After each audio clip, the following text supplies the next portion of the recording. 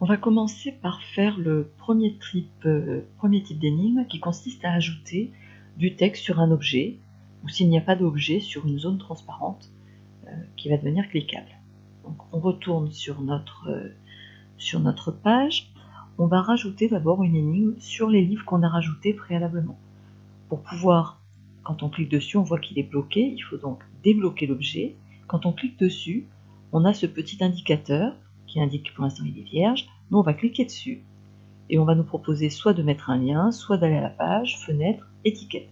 Pour le premier, on va créer une étiquette et on va écrire « Ceci est ma première énigme ». Donc, on mettrait l'énigme qu'on veut, on peut changer la taille de la police, on peut mettre le texte en gras, on peut changer la couleur, enfin, on peut mettre une image, on a plein de possibilités, ça apparaîtra. Du coup, on peut bloquer maintenant ici.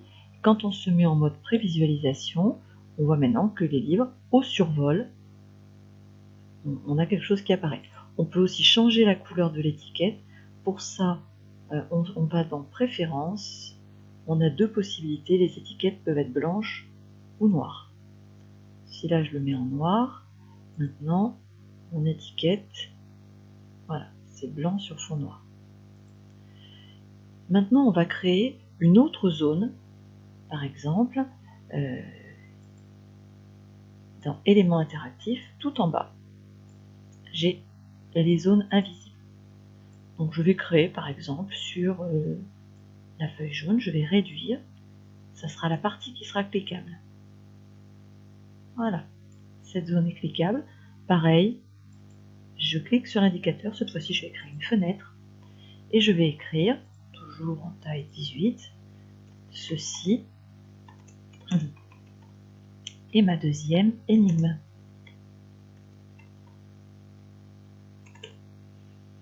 Donc là, je peux le mettre, on va aller sur 18, je peux le mettre en rouge par exemple, etc.